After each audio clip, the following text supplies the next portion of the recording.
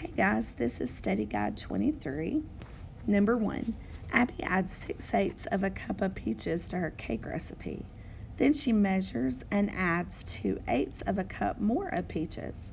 How many peaches has Abby added to her cake altogether? So we're just going to add 6/8 plus 2/8, and that equals 8/8, or 1 cup. Number 2, write greater than, less than, or equal to make the statement true. I went ahead and drew 3/12 on an area model and 3/4 on an area model. And we can look and see that 3/12 is really the same as 1/4. So 3/12 is less than 3/4. If 3/10 equals 30/100, then 4/10 equals 40/100. And we know because we've multiplied both the top and bottom by 10. So over here we'll multiply both the top and bottom by 10. Okay, decompose 5/7 in 2 ways.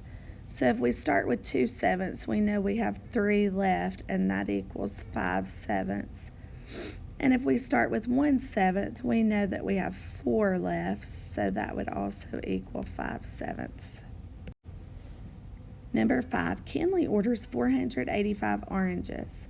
They come in 8 boxes. How many oranges are in each box? How many oranges will she have left over if she gives 2 boxes to her friend? Okay, so we have 2 questions here. The first question is, how many oranges are in each box? And the second question is, how many oranges will she have left over if she gives 2 boxes to her friend? So let's start with the first part. If she has 485 oranges and they come in 8 boxes, to figure out how many oranges are in each box, we're going to have to divide 485 by 8. Now I see that I cannot do 8 times 100 because I don't have enough, but I am going to start with 8 times 50, and 8 times 50 would be 400. That leaves 85. So I know I can do 8 times 10 and take 80 out, so I will have a remainder of 5. So 50 plus 10 is 60 with a remainder of 5.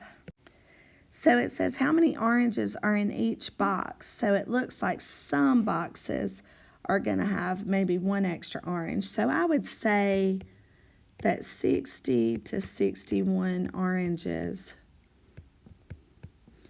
are in each box.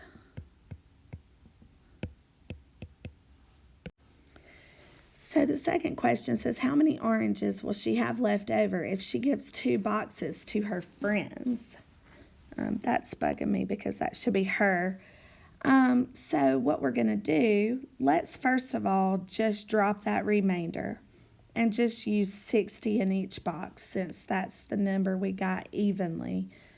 So if she's going to give 2 boxes to friends, 60 times 2 we know is 120, but it wants to know how many she will have left over. So we're going to take how many she started with, 485, and subtract 120. That's the 2 boxes she gives to a friend, and we will have 365 oranges left over.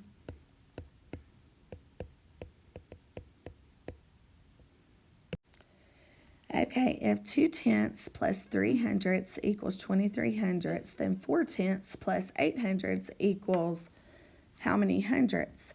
Well, we know we need like denominators to add.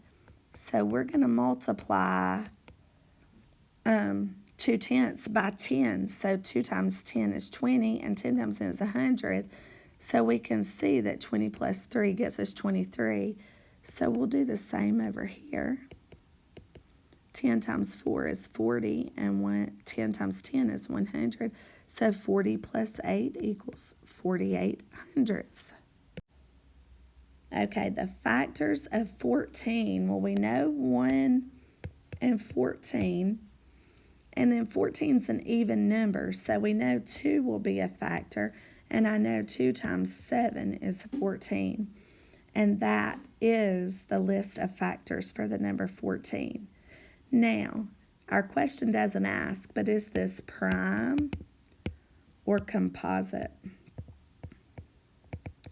And we know since it has more than just 1 and 14 as factors, it is composite.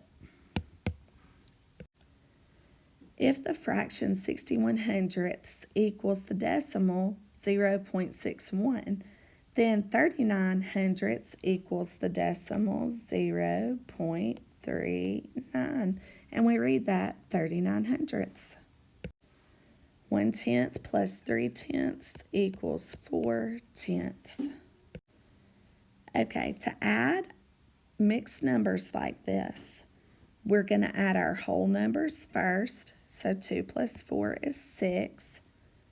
And then we're going to add our decimals. 3/8 plus 2/8 is 5/8. And the answer is all of that together.